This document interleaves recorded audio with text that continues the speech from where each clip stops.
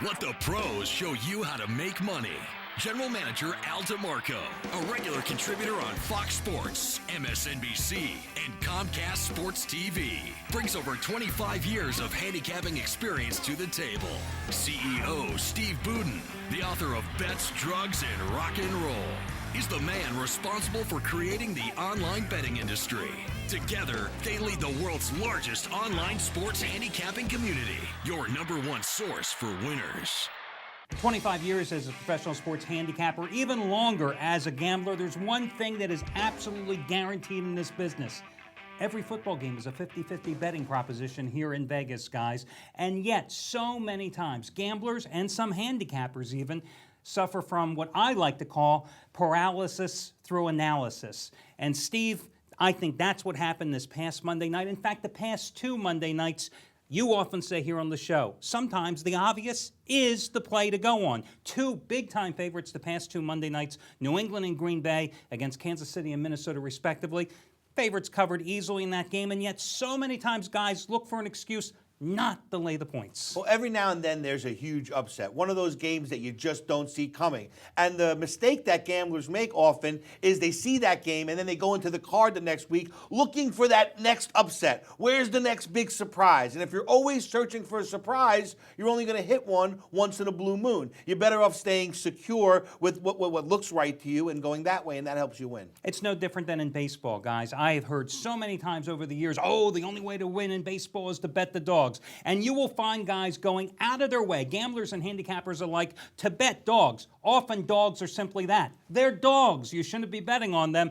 And they'll say, oh, I hit the big dog, but you lost 2 or 3 of your plays. What's the difference? You still came out negative money. And that's the problem sometimes with the NFL as well. You got to look sometimes at the obvious and say, yeah, the favorite is going to cover. Now, favorites and underdogs on the season are almost break even, but still, every game is a 50-50 proposition, no matter how big the point spread. And at the end of the day, as a gambler, you're only judged by your bankroll. You're going to win some games and you're going to lose some games. Losing, I say it all the time. In gambling, it's like oxygen. You can't avoid it. What matters is how you react to those losses. Do you come back and change your complete philosophy every time you have a loss, or do you stick to your guns, stick with what got you there, and pull out a positive bankroll at the end of the season? That's what it's all about. Absolutely. You got to dance with the girl you brought, and that's the bottom line in this business. You do not change your gambling, your betting philosophies, your handicapping philosophies. I know I was all on the Patriots on Monday night. That capped a second straight 4-0 best bet weekend sweep for me. Again, you know, everybody was trying to convince themselves, oh, Kansas City with a quarterback making his first start on the road in New England is going to be the play. Are you kidding? Guys, sometimes, again, as we said, the obvious is the best bet. Hi, everyone. Al DeMarco here along with Steve Budin. This, of course, the Countdown to Kickoff show, the only nationally televised show that breaks down all of your NFL action from a point spread perspective. Hope you all had a nice Thanksgiving. We've got lots of games to start with today. We will hit one of the worst games on the board, Arizona and St. Louis. Well, that's about all I got to say about this game. I really don't care about this game. I mean, you got 2 bad teams, and it really is a no-nothing game here because, you know, St. Louis lost 24-7 last week at home against Seattle. Steven Jackson, 3 straight 100-yard rushing efforts. He was held in check last week.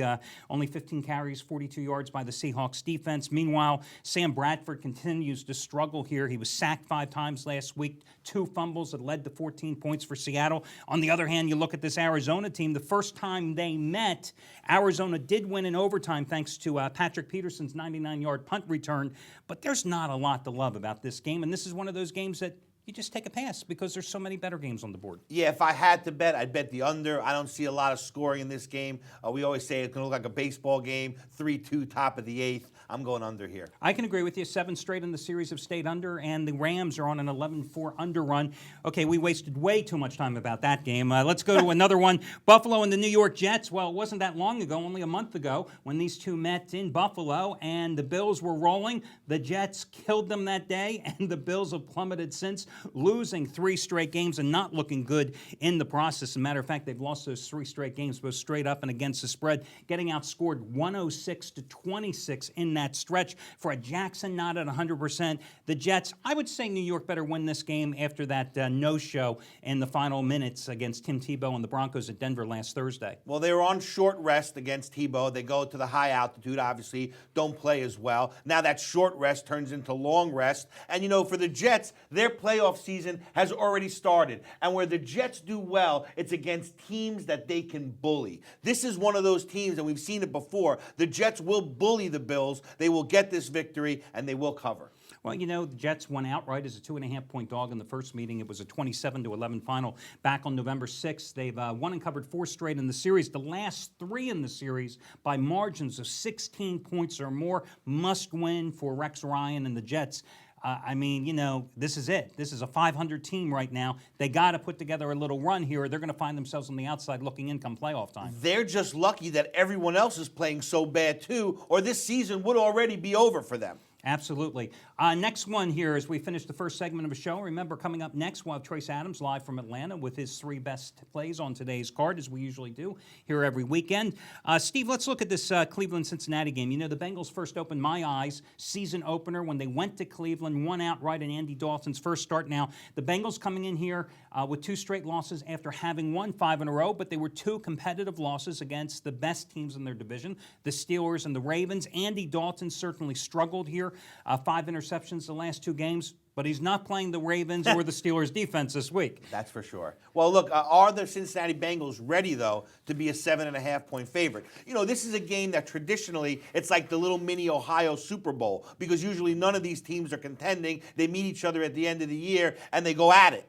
Therefore, I always like to take the points in these games, no matter which team is the favorite, and I've been very successful doing that. I'm going to take Cleveland here, plus 7.5. I think they keep it close enough to cover. Well, I beg to differ here. I'm going to go the opposite way. I'm going to go with Cincinnati because this Cleveland team has shown me absolutely nothing offensively all year. Colt McCoy's banged up. They don't really have a healthy, productive ground game either.